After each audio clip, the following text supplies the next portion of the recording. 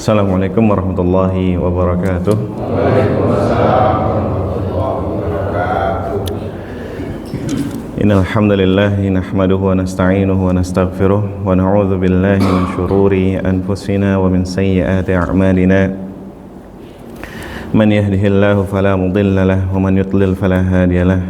Asyhadu an la ilaha illallah wahdahu la syarika lahu wa asyhadu anna Muhammadan abduhu wa rasuluh la nabiyya wa la rasula ba'dah.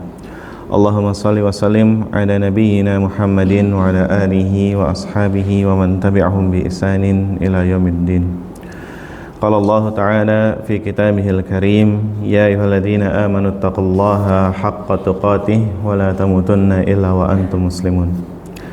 Fa in asdaqal hadits kitabullah wa khairal hadi hadi Muhammadin sallallahu alaihi wasallam wa syarrul umuri muhdatsatuha fa inna kulla muhdatsatin fid dini bid'ah wa kulla bid'atin dhalalah wa kulla dhalalatin finnar.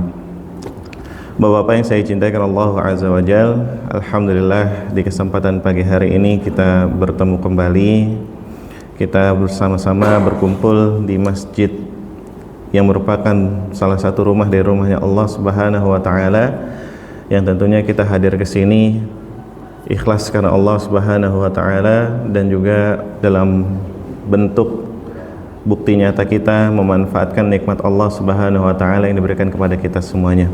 Semoga dengan nikmat yang kita manfaatkan dalam ketaatan kepada Allah Subhanahu wa taala ini, nikmat ini selalu berada dalam diri kita dan bahkan bisa bertambah dan terus bertambah, baik dari segi kualitas maupun dari jumlahnya. Karena Allah Subhanahu wa taala mengatakan, la in syakartum la azidannakum. Apabila kalian bersyukur maka pasti akan Allah tambahkan. Alhamdulillah, nggak kerasa ini kita udah di bulan Sya'ban, dan ini bahkan di akhir-akhir Sya'ban ya. Sedikit lagi kita sudah mau masuk bulan Ramadan. Beberapa hari lagi yang mungkin bagi sebagian kita atau kita semua sangat merindukan bulan ini gitu, sangat menanti-nantikan bulan ini. Tapi ada juga sebagian dari kita mungkin melihat bulan Ramadan ya kayak bulan-bulan biasa aja gitu, bulan-bulan biasa aja. Nah, ini patut kita persiapkan untuk menghadapi bulan Ramadan, biar pada saat kita memasuki bulan Ramadan itu tidak biasa-biasa aja, tapi benar-benar memang menjadi sebuah bulan yang luar biasa bagi diri kita. Jangan sampai setiap bulan Ramadan kita masuk ya gitu aja, tahunya kewajiban masuk bulan Ramadan puasa yang seperti biasa, cuma tambahannya puasa aja gitu. Jangan sampai seperti itu, karena Rasulullah SAW juga udah mewanti-wanti kalau udah masuk bulan Ramadan tuh jangan jadi seorang hamba yang tidak dapat apa-apa dari Ramadannya kecuali lapar dan haus. Rubba shaimin laisa lahu min siyamihi ilal ju' wal 'atash. Ya, berapa banyak dari orang yang berpuasa itu di bulan Ramadan dia tidak dapat apa-apa dari puasanya melainkan hanya lapar dan haus aja gitu.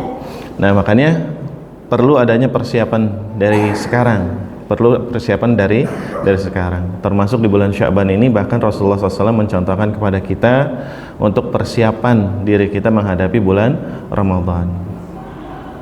Yang tadinya mungkin setelah bulan Ramadan tahun lalu kita kembali lagi kebiasaannya sholatnya bacaan suratnya pendek-pendek gitu, berdirinya jadi nggak lama.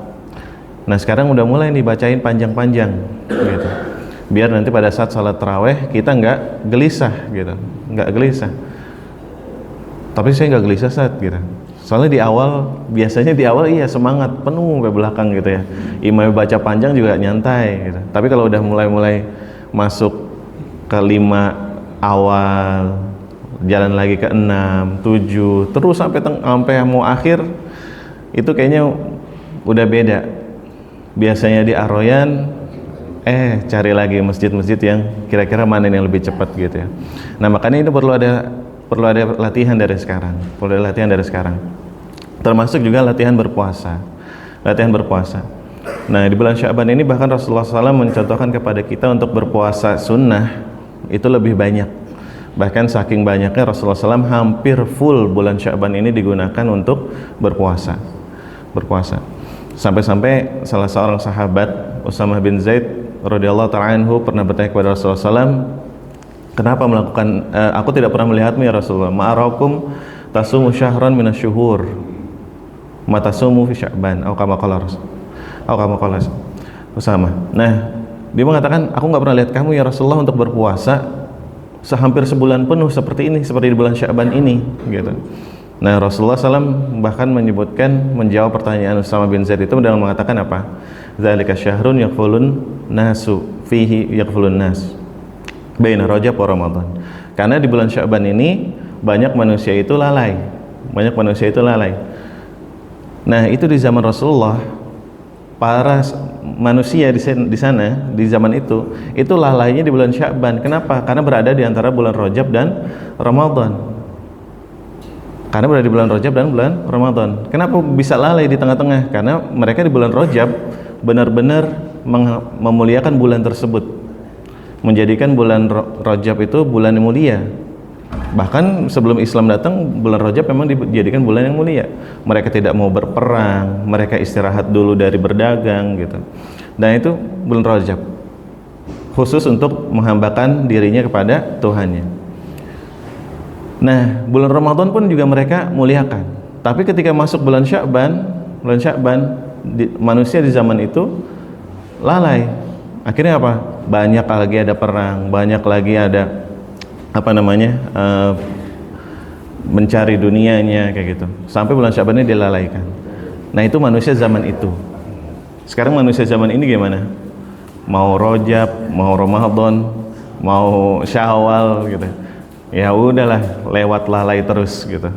Nah, makanya Rasulullah SAW bilang karena itu bulan di mana manusia itu para lalai. Ternyata rahasianya kenapa Rasulullah SAW memperbanyak puasa di sini juga salah satunya adalah waktu di mana manusia banyak lalai, itu adalah waktu di mana ibadah tersebut paling utama di sisi Allah Subhanahu wa taala. Makanya kata para ulama, al ibadatu fi waqtin yaqulun nasu fihi fatakunul ibadatu afdalul ibadah. Ibadah yang dilakukan di waktu di mana manusia itu lalai, maka ibadah tersebut menjadi ibadah yang utama di sisi Allah Subhanahu wa taala. Nah, makanya ini di bulan Sya'ban, mumpung berapa hari lagi kita latihan, nggak apa-apa. Kita pemanasan dari sekarang. Jadi jangan pemanasannya di awal Ramadan gitu, tapi mulai dari sekarang. Nah, kemudian yang kedua, kata Rasulullah SAW menjawab pertanyaan Usamah bin Zaid tadi adalah karena di bulan Sya'ban ini apa? Syahrun turfa'u fihil a'malu ila rabbil alamin. Yaitu bulan di mana amalan kita lagi dilaporkan kepada Allahu Jalla Jalaluhu. Amalan kita lagi dilaporkan ke Allah Subhanahu wa taala. Jadi kalau hitungan tahun amalan kita dilaporin ke Allah itu di bulan Sya'ban. Di bulan Sya'ban 1 bulan penuh dilaporin. Nah, makanya Rasulullah SAW mengatakan apa? Lanjutan hadis ini, wa ana uhibbu an yurfa amali wa ana sha'im. Dan aku senang, aku cinta, aku bangga kalau amalanku itu ditampakkan kepada Allah Subhanahu wa taala, aku tuh sedang berpuasa. Kenapa puasa pilihannya? Karena puasa adalah salah satu ibadah yang pahalanya tidak Allah sebutkan secara rinci. Tapi Allah sebutkan apa? Wa ana ajzi bih. Aku yang langsung mengganjarnya. Nah, makanya di sini ada waktu berapa hari lagi, Pak? Kira-kira puasa atau Ramadan tanggal berapa? 6 hari lagi. Iya, 1 Ramadan iya emang. Kalau Masehinya tanggal berapa? Kira-kira? 29. 28 atau 1? Kira-kira tanggal 28 atau tanggal 1 lah ya. Tanggal 1.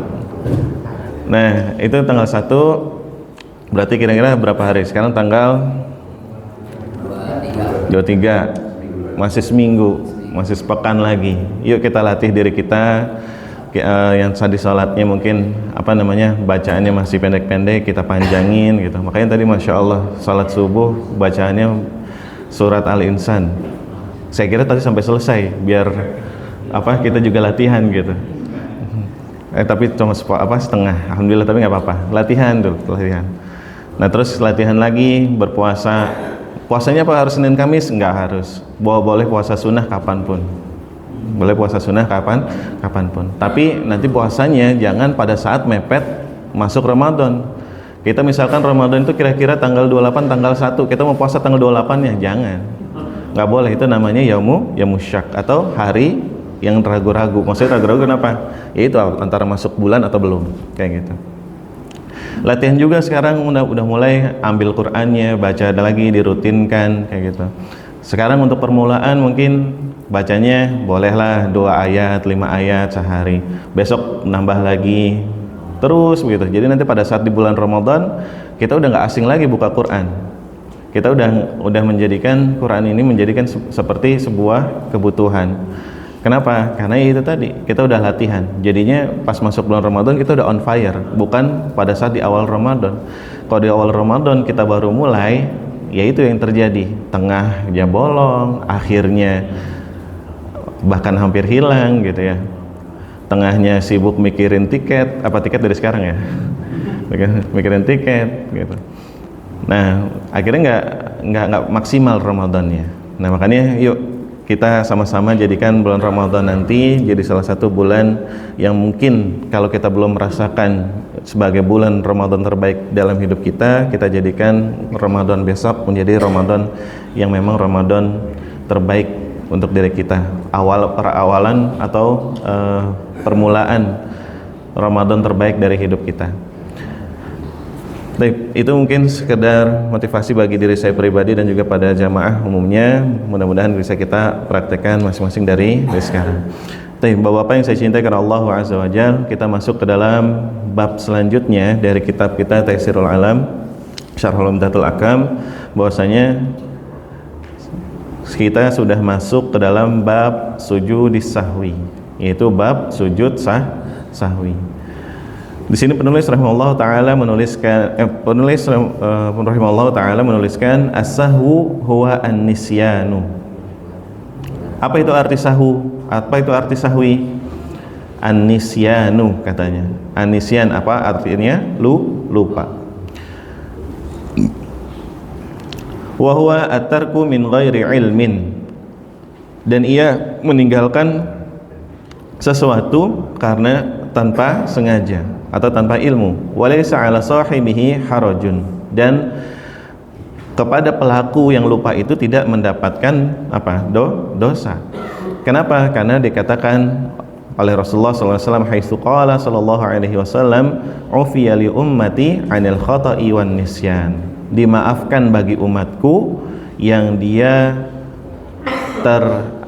khilaf dan juga dia melakukan kelupaan. Jadi kalau lupa, kalau hilaf itu dimaafkan. Wa qad waqa'a minan nabi sallallahu alaihi wasallam li hikamin katsirah. Dan ini terjadi di diri Rasulullah sallallahu alaihi wasallam. Maksudnya apa? Lupa ini juga terjadi di diri Rasulullah sallallahu alaihi wasallam. Li hikamin katsirah. Karena ada hikmah-hikmah yang banyak di baliknya. Kenapa Allah takdirkan Nabi Muhammad SAW mengalami kelupaan? Minha, yang pertama adalah bayanun annahu basyarun. Menjelaskan kepada kita bahwasanya Nabi SAW juga seorang manusia. Yaqa'u minhu ma yaqa'u min ghairihi. Ia mengalami seperti mengalami orang selainnya. Illa annahu la yuqarru alaih, akan tetapi kita tidak boleh untuk menjazmkan kelupaan ini secara mutlak kepada Nabi Muhammad SAW. Maksudnya gimana? Iya, Rasulullah mengalami lupa, tapi ada lupa lupa pada satu bagian, pada satu bagian. Nanti akan dijelaskan. Ismatan li maqamin nubuwah, yaitu penjagaan kepada maqam dia sebagai seorang nabi.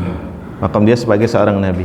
Nanti akan dijelaskan oleh penulis kenapa kita nggak boleh menjazmkan atau kita mentakkidkan bahwa Rasulullah SAW itu lupa sebagaimana lupanya kita para manusia semuanya. Walaupun dia seorang manusia, ini menunjukkan kepada kita bahwasanya Rasulullah SAW juga manusia. Kalau kita kan banyak lupanya. Kalau Rasulullah sekalinya lupa langsung diingatkan sama Allah Subhanahu Wa Taala, dan juga dia dijaga karena dia seorang yang maksum.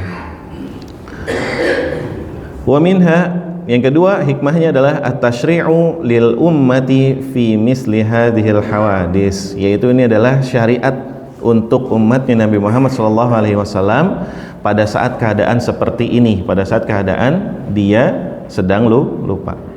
Wa minha, yang ketiga adalah at-tasliyatu wa ta'azzi liman yaqa'u minhu, yaitu adalah hiburan bagi orang yang tadi mengalami lupa pada saat salatnya.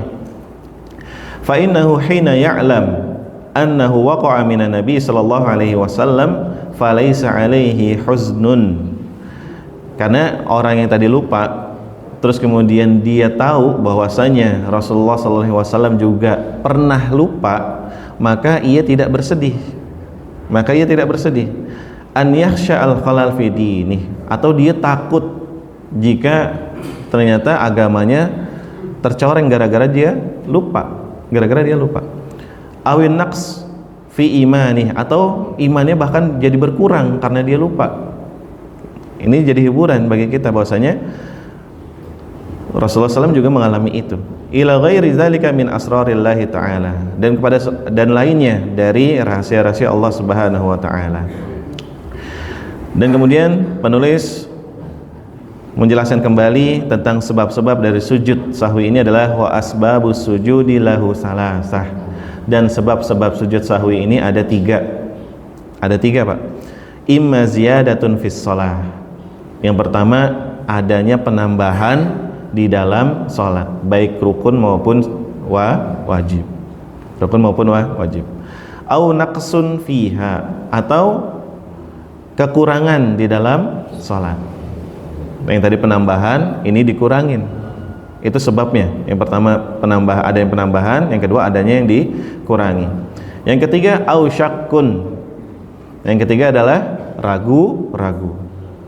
Wa syuri'a sujudu sahwi irda'an lirrahman, dan disyariatkan atau diperintahkan oleh Allah Subhanahu wa taala dan dicontohkan oleh Rasulullah SAW untuk sujud sahwi itu untuk apa? Irda'an lirrahman, yaitu kita mencari ridhonya siapa?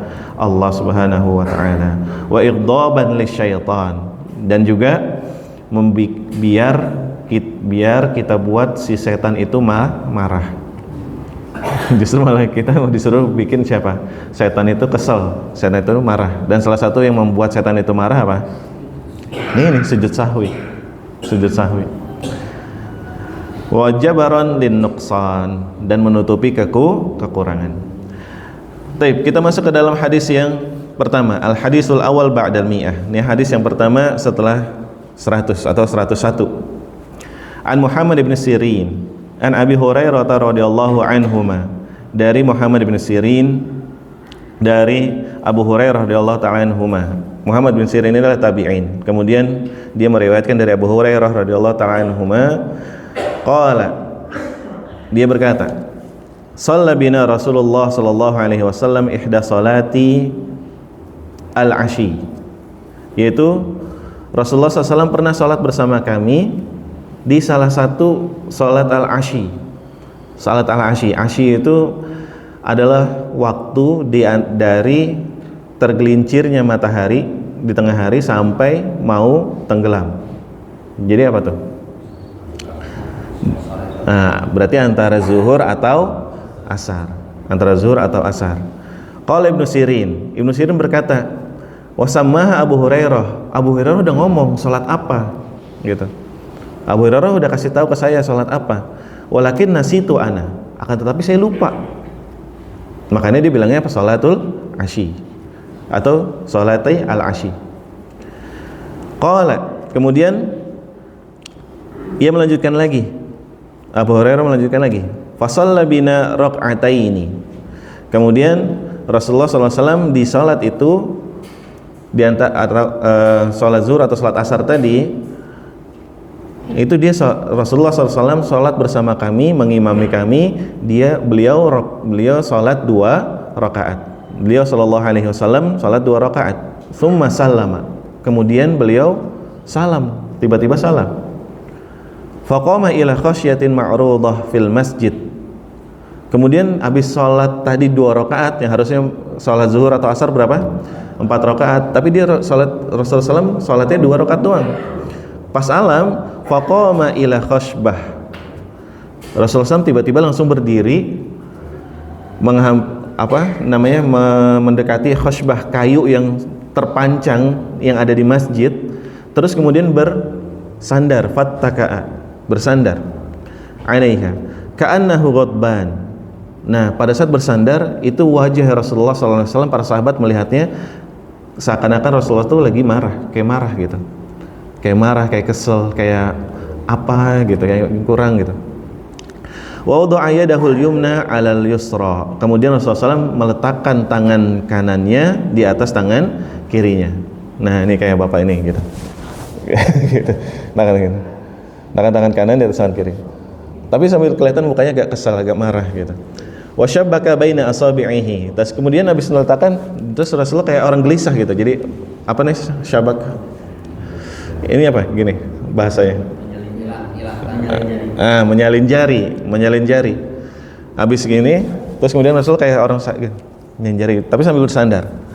Wa syabaka baina asabi'ihi wa kharajatis sir'an. Kemudian Rasulullah SAW mau keluar cepat-cepat, buru-buru. Habis ini langsung mau keluar buru-buru. Min abwabil masjid, dari pintu masjid. Habis lagi dia bersandar, kemudian mukanya agak marah, Rasulullah SAW kemudian agak gelisah gitu, kemudian langsung mau keluar secara cepat dari pintu masjid. Faqalu, dan itu para sahabat berkata semuanya pada bisik-bisik,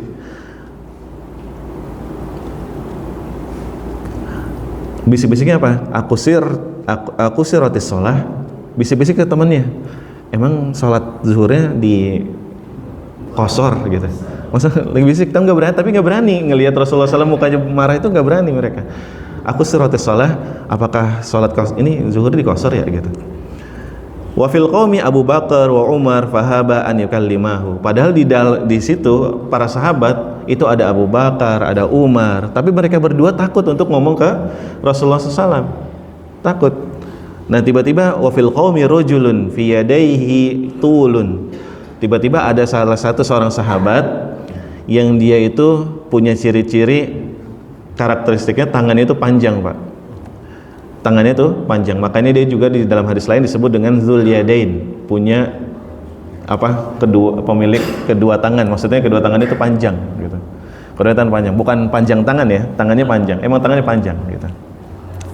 Nah, kemudian dia tiba-tiba berdiri tuh. Wa fil qaumi rajulun fi yadayhi tulun yuqalu lahu Dzul Yadain. Disebut panggilannya adalah Dzul Yadain. Faqala, tiba-tiba dia berkata kepada Rasulullah SAW, "Ya Rasulullah, anasita am qusiratis shalah?" Rasulullah, ya Rasulullah, apakah engkau lupa atau sholat ini memang lagi dikosor gitu. Sholat ini lagi dikosor. Faqala, kemudian Rasulullah SAW, lam ansa wa lam tuqsor. Enggak, saya enggak lupa dan sholat juga enggak dikosor. Nah, kita kata Rasulullah, lam ansa wa la tuqsor. Aku enggak lupa dan sholat juga enggak dikosor. Tapi sambil kayak tadi, kayak Rasulullah masih ada perasaan apa yang hilang gitu. Qala, kemudian apa? Tadi Dzul Yadain bilang, bala qad nasita ya Rasulullah. Iya Rasulullah, engkau lupa ya Rasulullah. Diyakinin lagi sama Dzul Yadain, bala qad nasita ya Rasul. Faqala, kemudian Rasulullah SAW, akama yaqulu Dzul Yadain. Rasulullah kemudian apa? Tabayunnya kemana? Kepada sahabat yang lain. Apakah seperti yang dikatakan Dzul Yadain ini benar? Gitu. Apa maksudnya? Emang saya lupa atau enggak sih? Gitu. Ini Dzul Yadain benar nggak ngomong gini? Gitu. Nah, faqalu, kemudian para sahabat langsung bilang, na'am. Qalu, mereka semua berkata, na'am. Iya, na'am. Iya Rasulullah. Gitu. Kemudian apa yang dilakukan Rasulullah? Fataqaddama fasalla. Kemudian Rasulullah SAW dari mau dekat ke pintu keluar, tiba-tiba langsung maju ke depan. Fataqaddama fasalla, kemudian beliau salat. Ma taraka, apa yang tertinggal. Summa sallama, kemudian beliau salam. Jadi beliau langsung melaksanakan berapa rakaat lagi?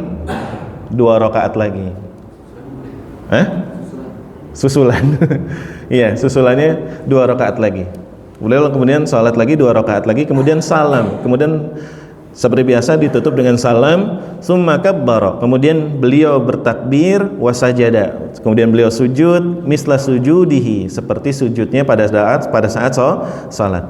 Au atwal, atau lebih panjang.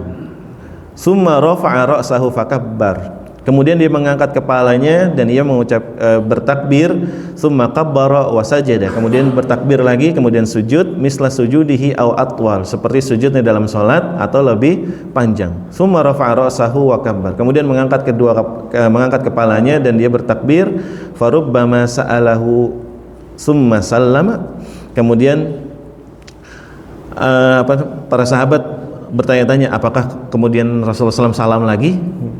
Qala fanubbitu anna Imran wa Husain qala tsumma sallama, kemudian dikatakan bahwasanya aku diberitahu oleh Imran bin Husain bahwasanya Rasulullah SAW habis dia mengangkat mengangkat kepalanya lagi di terakhir, kemudian beliau salam.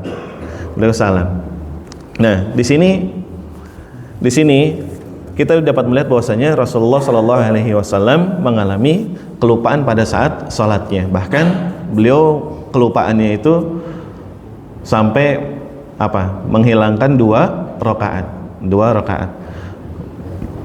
Makanya, tapi di sini juga dapat kita ambil pelajaran bahwasanya Rasulullah SAW bukan seorang pribadi yang beliau walaupun seorang pemimpin, beliau gengsi ketika diingatkan oleh sahabatnya atau oleh orang lain.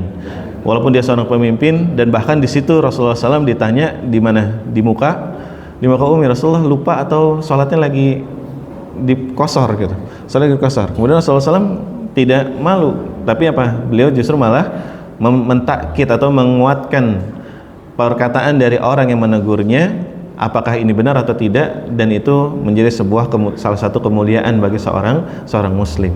Makanya kalau lagi ditegur jangan langsung baper. Rasulullah aja nggak baper gitu ya. Rasulullah nggak baper. Nah, ini langsung apa benar ini? Iya, langsung diperbaiki, langsung perbaiki. Dan ini adalah mencontohkan kepada kita bahwasanya Rasulullah SAW adalah pribadi yang sempurna dan ia tidak malu untuk mengakui kesalahan, dan akhirnya dia menutup kesalahan tersebut dengan tobat, yaitu melakukan sujud sahwi. Di sini makanya penulis membawakan beberapa ahkam, beberapa hukum atau hikmah juga al-mustanbatah yang bisa diambil dari hadis yang barusan kita baca. Yang pertama, jawazus sahwi minal anbiya'i alaihimissalam fi af'alihim al-balaghiyah, yaitu bolehnya bagi seorang nabi itu memiliki kesalahan di dalam perbuatan atau itu sebuah hal yang normal dalam perbuatan. Illa annahum la yuqarruna alaih, akan tetapi kita tidak boleh menjazmnya atau kita mentakrirnya atau kita mengklaimnya bahwasanya para nabi itu pasti melakukan juga kesalahan di semua aspek. Amal aqwal al-balaghiyah fasahu fiha mumtaini'un 'alal anbiya, dan adapun ucapan maka bagi para nabi adalah suatu hal yang tidak mungkin. Paham ya?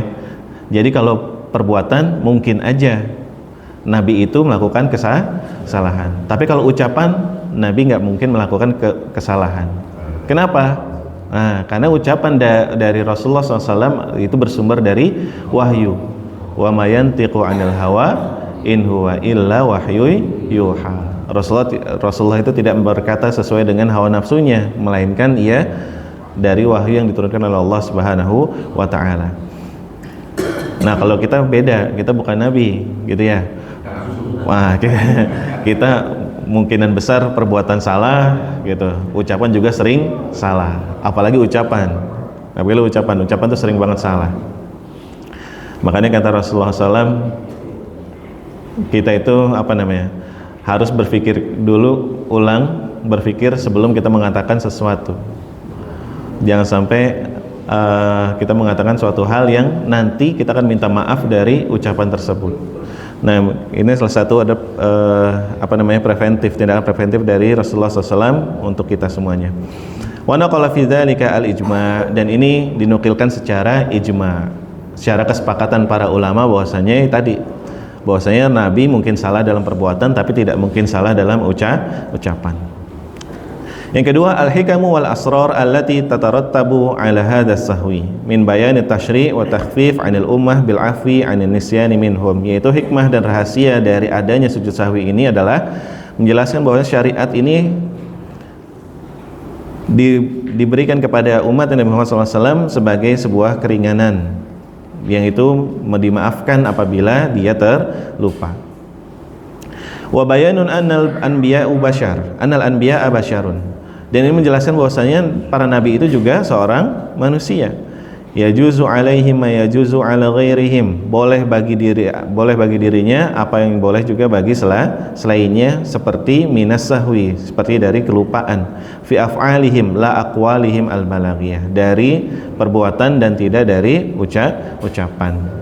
Nah, kalau perbuatan kita mungkin, makanya kalau kita baca sirah Nabi itu Rasulullah SAW sering banget ditegur sama Allah Subhanahu Wa Taala dalam perbuatan. Salah satunya adalah sebab turunnya surat Abasa itu bukan karena ucapan Nabi, tapi karena apa? Perbuatannya Nabi. Apa perbuatan yang ditegur? Apa perbuatan yang ditegur? Nyuekin siapa? Nyuekin sahabatnya Hudzaifah bin Yaman. Menyebabkan sahabatnya mau bertanya tentang sesuatu dicuekin sama Rasulullah SAW. Itu pun sebenarnya juga kalau kita lihat secara zahir bukan suatu hal yang salah banget. Kenapa? Karena memang ada maksud dari Rasulullah SAW nggak nanggepin dulu. Yaitu apa? Beliau sedang ngapain? Lagi dakwah sama siapa? Para pembesar. Yang kalau misalkan itu dakwah itu masuk, para pembesar itu masuk dalam Islam, yang terjadi apa? Kaumnya yang di bawah pembesar Quraisy itu juga akan masuk, nggak 100% salah. Tapi ini pun ditegur oleh Allah Subhanahu Wa Taala. Ini pun ditegur oleh Allah. Nah, makanya ini menunjukkan kepada kita bahwasanya Rasulullah SAW juga seorang manusia. Yang keempat, anal kalam fi sulbis shalah minan nasi la yubtiluha, bahwasanya ucapan setelah sholat dari seorang yang lupa itu nggak membatalkan sholat tersebut. Maksudnya gimana? Kayak tadi kan tadi Rasulullah SAW udah salam ya di rakaat kedua itu udah salam. Kemudian Rasulullah kemana-mana bersandar dulu, terus kemudian mau jalan ke sana. Nah, para sahabat lagi ngobrol-ngobrol tuh. Emang di sholatnya lagi tanya-tanya, emang sholatnya di qasar gitu? Maksudnya di qasar? Itu lagi sambil ngobrol. Tapi ternyata pas kemudian diingatkan kepada Rasulullah SAW, Rasulullah malah melanjutkan sholatnya lagi, menggenapkan sholatnya. Ini tidak membatalkan sholat, Jadi nggak usah wudhu lagi, atau tidak gugur yang 2 rakaat tadi, gitu. Yang 2 rakaat tadi tidak gugur.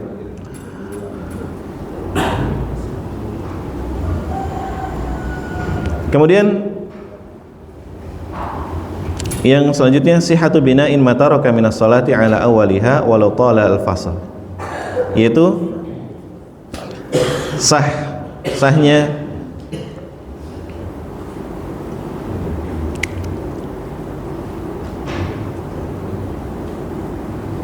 ini masih hampir sama seperti tadi, yaitu tidak membatalkan salat. Kemudian anal harakata lati min ghairi jinsis shalah la tubtilu shalah walau kasurat idza waqa'at minal jahil wan nasi, yaitu kalau misalkan gerakan yang banyak yang di luar gerakan salat maka tidak membatalkan salat walaupun banyak apabila itu terjadi pada orang yang tidak tahu dan juga orang yang lupa. Tadi kayak gerakan tadi kayak ngobrol, terus kemudian Rasulullah habis tadi langsung bersandar, kemudian beliau berjalan, itu tidak membatalkan salatnya walaupun kan geraknya banyak gitu.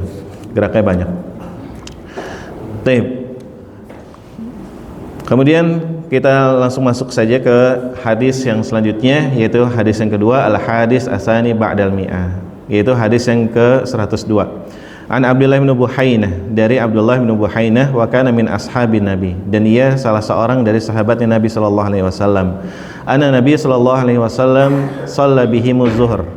Itu Rasulullah sallallahu alaihi wasallam salat bersama para sahabat salat zuhur. Faqama fi rak'ataini al-ulayaini wa lam yajlis.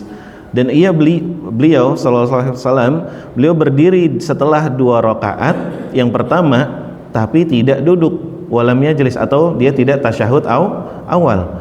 Faqama an-nasu ma'ahu, dan kemudian makmumnya manusia juga berdiri di belakangnya ikut sama Rasulullah SAW. Hatta idza qada as-shalah, sampai setelah sholat itu selesai, wantazaran nasu taslimahu kabbara. Kemudian sampai sholat itu selesai, manusia itu nungguin, jamaahnya menunggu taslimahu, itu salamnya Rasulullah SAW. Jadi pada saat Rasulullah udah selesai nih mau salam, manusia itu nungguin kapan salamnya. Kabbara, tapi Rasulullah SAW bukan salam, tapi justru malah apa? Bertakbir wa huwa jalisun fasajada sajadataini qabla an yusallim summa sallama. Kemudian dia bertakbir 2 kali untuk sujud, dan kemudian terakhirnya baru Rasulullah SAW salam. Artinya sujud sahwinya Rasulullah SAW lakukan di sebelum salam. Nah, di sini dari 2 hadis ini kalau yang tadi pertama Rasulullah SAW sujudnya pas kapan? Setelah apa sebelum? Setelah salam. Kalau yang hadis yang kedua sebelum salam. Ada 2 jenis, ada 2 tempat kita untuk sujud sahwi, sebelum salam dan juga sesudah salam. Nah, para ulama berbeda pendapat. Ada yang berpendapat seperti ulama Syafi'iyah, mereka berpendapat bahwasanya sujud sahwi itu semuanya di sebelum salam. Semuanya di sebelum salam.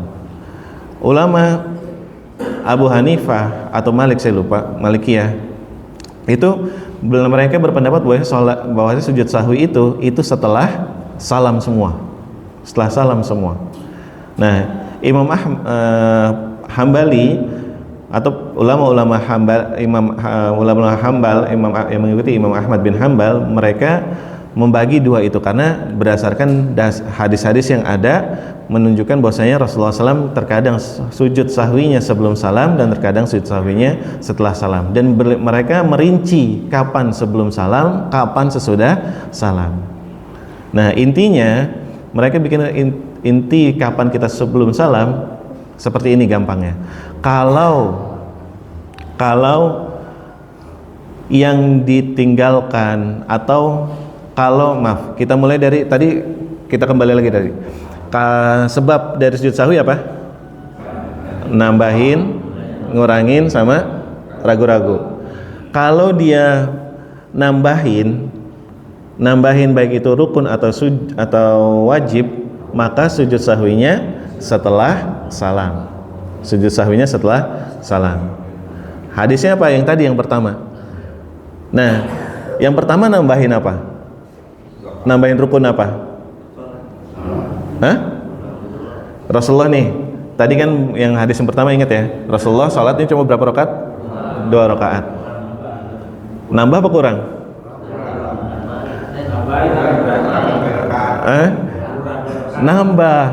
Nambah apa? Rakaatnya enggak bertambah. Rakaatnya tetap 4. Cuma beliau lupa aja. Lupanya karena dia berdiri langsung salam di rakaat kedua. Yang beliau tambah apa? Salam. Yang beliau tambah apa? Salam. Di rakaat kedua kan beliau langsung salam. Salamnya beliau udah nambah tuh. Makanya beliau sujud sahwinya di mana? Setelah salam.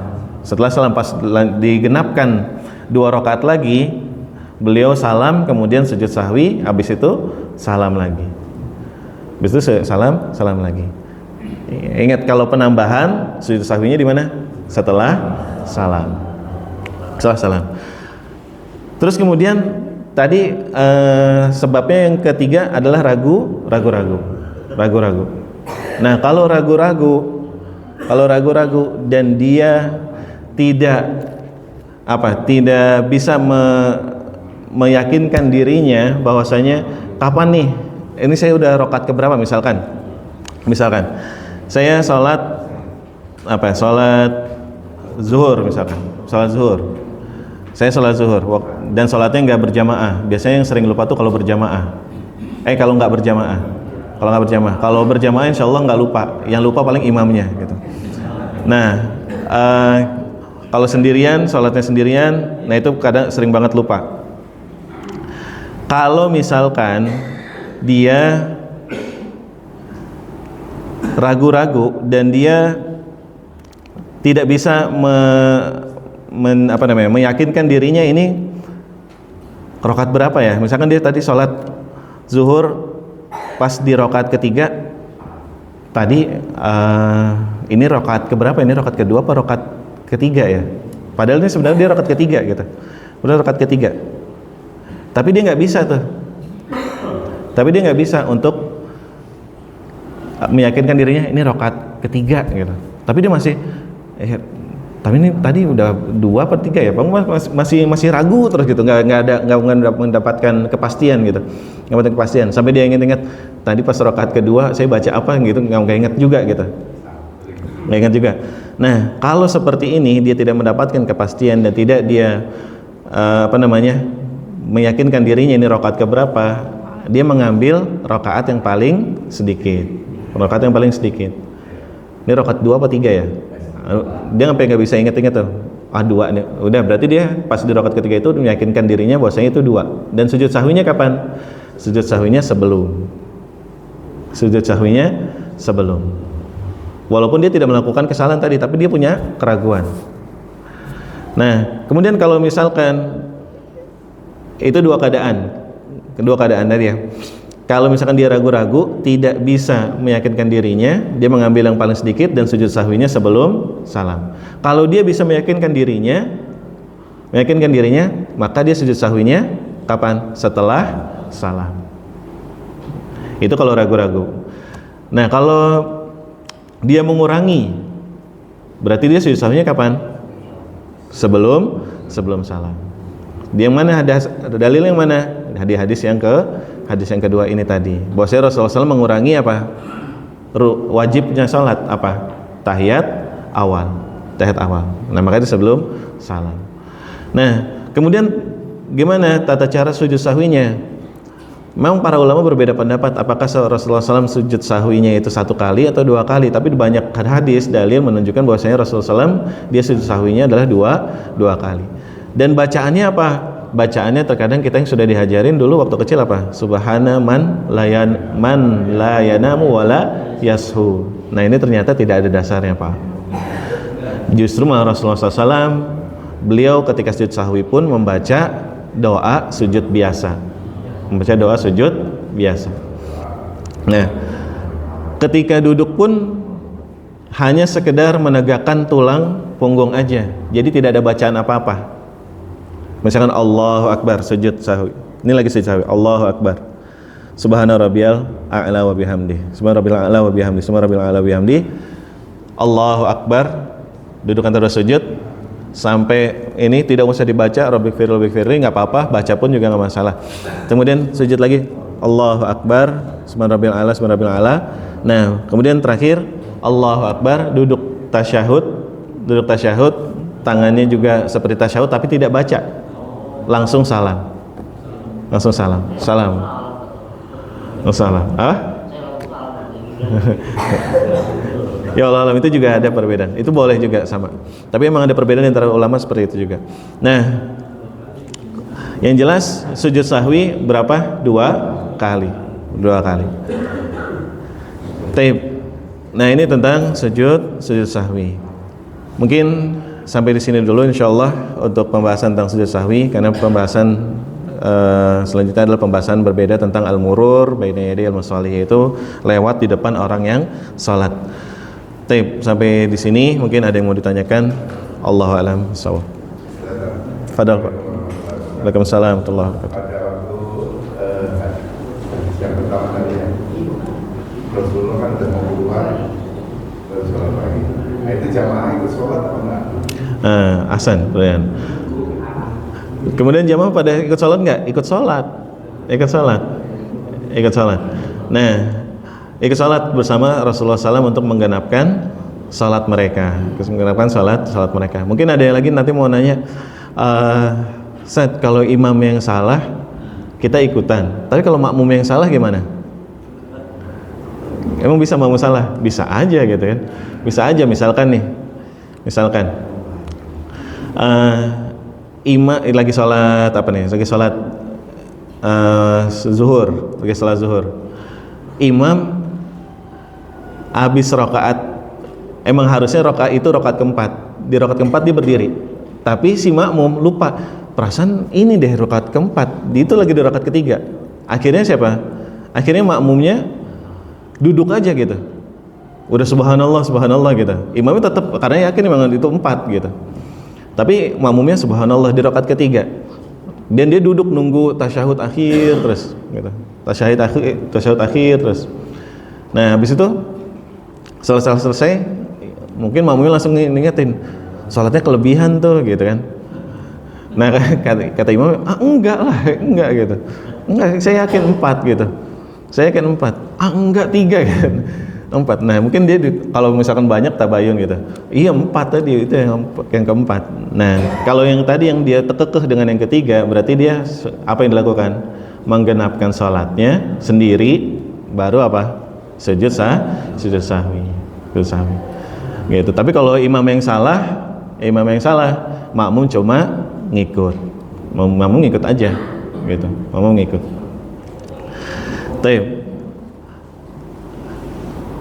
Terus ada satu lagi mungkin yang mau saya tambahkan di sini. Nah, terkadang keraguan-raguan ini muncul di berbagai keadaan. Pertama, bahkan ada sebagian dari kita itu yang memiliki penyakit was-was gitu. Penyakit was-was. Ini tadi udah wudu apa belum gitu kan. Terus kemudian ini tadi udah takbiratul ihram apa belum gitu. Nah, ini kalau hal-hal yang seperti itu asalnya adalah tidak digubris gitu, tidak digubris. Jadi tidak dianggap aja, biar nanti apa, was-was tersebut lama-lama hilang sendiri. Terus atau pada saat setelah sholat baru keingetan, perasaan tadi saya 4 rakaat atau 3 rakaat ya gitu. Itu udah nggak usah digubris gitu, nggak usah digubris. Pikiran seperti itu, karena hal-hal yang seperti itu nanti malah membuat apa, menjadi was-was syaitan tambah seneng. Nah, makanya tadi sujud sahwi itu kan apa? Untuk apa? Bikin syaitan itu marah gitu. Gitu. Nah, tapi syaitan tetap goda kita tuh. Setelah sholat pasti juga digodain gitu. Ada yang seperti itu. Nah, itu hal seperti itu, maka jika sebaiknya kita tidak menggubris pemikiran-pemikiran seperti itu. Mungkin ada lagi? Fadhol. Nah, ini pas juga nih. Jadi ganggu takbiratul ihram kita. Sudah balik lagi.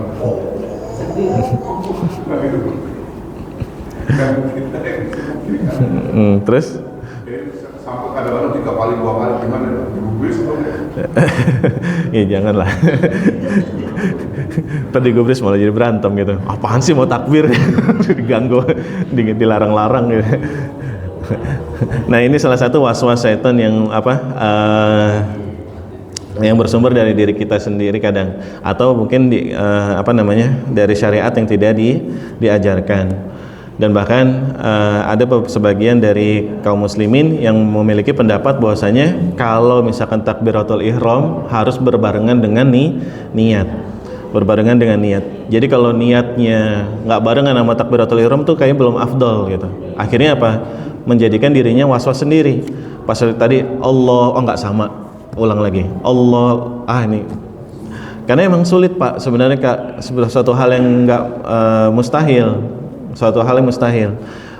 Kita niat berbarengan dengan takbiratul ihram. Mulut berucap tapi pikiran harus ada ucapan usolli fardo. Coba bisa nggak? Saya sendiri nggak bisa. Pikirannya harus usolli fardo maghribi, tapi kita ngucapin mulut susah. Langsung kepikiran susah. Gitu. Akhirnya itu tadi yang terjadi. Allah. Nah, terus kemudian kedua, ketika jadi makmum itu jangan dikeraskan suara kita seperti kerasnya imam gitu. Nah, itu pernah saya lihat ada video gitu ya. Ada video gara-gara makmumnya dia keras-keras bacaan takbir, disangkanya imamnya udah takbir. Dari makmum masbuk datang, itu lagi imamnya itu lagi sujud. Dia datang, Allahu Akbar, imamnya masih sujud, makmum di belakang udah duduk gitu. Makmum di belakang udah duduk nih gitu. Ntar imam Allahu Akbar, makmumnya sujud, imamnya baru duduk gitu. Ada tuh, saya lihat. Nah ini makanya salah satu yang dilarang ketika kita jadi makmum adalah kita mengeraskan bacaan. Bahkan Rasulullah SAW pernah suatu kali sahabat itu membaca Al-Quran atau membaca bacaan sholat dengan kencang. Kemudian kata Rasulullah SAW apa? Rasulullah SAW tadi ada yang baca kencang-kencang ya gitu. Itu mengganggu saya gitu. Itu mengganggu saya. Dan itu Rasulullah SAW bahkan melarang itu. Makanya ketika jadi makmum boleh mengucapkan Allahu Akbar tapi sebatas yang bisa kita dengar masing-masing. Jadi jangan sampai kedengaran sebelahnya kalau bisa. Biar nanti sebelahnya nggak salah gitu. Apalagi kalau yang jadi problem kan imamnya udah suara nggak pakai mic, suaranya agak kecil gitu ya. Tiba-tiba ada makmum Allahu Akbar, dia udah berdiri duluan, imamnya pada masih begitu. Nah itu sering banget kejadian. Nah makanya di sini harus diperhatikan ketika kita sedang bermakmum atau berjamaah bersama yang lainnya. Allahu a'lam bishawab. Lagi Ustaz. Tafadhol Pak. Terkait dengan waliman tadi yang di Ramadan, ini pertanyaan yang dari sebagian jamaah dan saya terkait dengan orang yang sedekah kepada orang yang berpuasa sama pahalanya. Ini yang dinilai pahala ketika kita memberikan sedekah kepada orang berpuasa itu, yang mana harta kita itu yang dimanfaatkan sama orang berpuasa itu? Apakah misalkan nih saya ngasih ke Pak Barano sedekah Pak Barano puasa, apakah harta yang pertama dia berbuka atau yang mana yang dinilai ada pahalanya? Saya masih nggak paham. Gimana itu maksudnya? Ya, ini bulan puasa bisa. Saya sedekah ke Pak Badarno, Pak Badarno lagi puasa nih, supaya saya mendapatkan pahala yang sama, kan? Apakah harta saya yang ada pahalanya itu harta yang pertama dimakan sama Pak Badarno atau yang umumnya aja atau yang mana gitu? Misalkan Pak Badarno, misalkan dari rumah nih, dari rumah sudah berbuka nih, tapi kita ngasih menyiapkan santapan di sini, apakah sama aja? Nggak boleh Pak, nggak boleh. Kalau orang puasa nggak boleh kasih sarapan. Oh santapan. Santapan.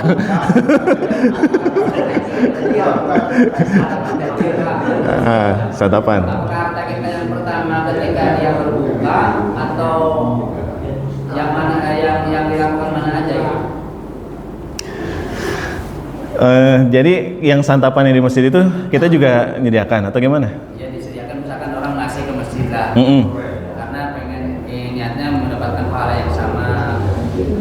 Tapi yang makannya itu dia di rumah sudah makan sama batalkan puasa. Apakah mendapatkan pahala ini yang disiapin di masjid itu, yang orang ngasih itu di masjid itu mendapatkan pahala yang sama? Iya.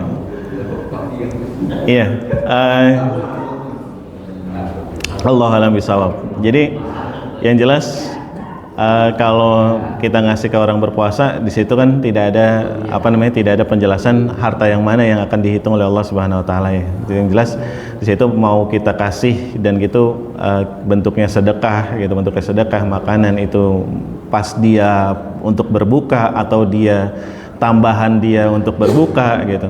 Itu Allah a'lam bishawab, mudah-mudahan ya sama pahalanya dengan apa yang kita berikan, mau makanan itu yang dimakan pada saat berbuka atau dia tambahan lagi gitu, tambahan yang lain gitu. Allah bilang bishawab. Itu kembali kepada kembali pada Allah Subhanahu wa taala memberikan ganjaran dari kita orang yang bersedekah. Yang perlu ditekankan adalah sebenarnya bukan pahala yang mana, tapi adalah keikhlasan kita untuk memberikannya itu gitu. Jadi kalau misalkan kita ikhlas benar-benar memberikan suatu hal untuk orang yang berbuka puasa, mau dia digunakan untuk berbuka ataupun dia untuk menguatkan dirinya untuk bisa sholat, itu tentunya pahalanya sama-sama besar. Nah, yang jelas seperti itu Pak. Yang jelas kembali kepada keikhlasan, karena lebih kepada pengamalan dari perintah Allah Subhanahu wa taala di situ apa? Innama nutimukum liwajhillah la nuridu minkum jazaa'a wala syukur. Oke, yang kembali kepada si penyedekahnya. Ya udah, yang penting saya memberikan sedekah ini makanan, mau untuk orang berbuka atau tidak nggak masalah. Yang jelas kita berharap liwajhillah aja, liwajhillah. Insyaallah kalau liwajhillah pahalanya yang kita dapatkan dari orang berbuka ya alhamdulillah. Kalau enggak ya udah, Allah, tergantung Allah memberikan kita pahala ini gitu, pahala yang banyak ini. Tapi insyaallah kalau di Ramadan kita nggak usah hitung-hitungan pahala, karena kalau hitung-hitungan pahala nggak nyampe otak kita Pak, nggak nyampe. Udah ikhlas saja, insyaallah Allah akan ganti dengan yang lebih baik. Nah, Allah a'lam bishawab. Mungkin itu aja dari kita cukupkan sampai di sini. Insyaallah mudah-mudahan bermanfaat bagi diri kita, dan juga terutama apa yang kita pelajari dari sujud sahwi ini. Terkadang kita sering banget melakukan kealpaan atau kelupaan dalam sholat kita, sehingga banyak kekurangan dalam salat kita, dan kita bisa melakukan sujud sahwi ini di tempat yang tepat sebagaimana yang dicontohkan oleh Rasulullah sallallahu alaihi wasallam. Wabillahi taufiq wal hidayah. Kita tutup dengan doa majelis. Subhanakallah bihamdika asyhadu an la ilaha illa anta astaghfiruka wa atubu ilaik. Assalamualaikum warahmatullahi wabarakatuh.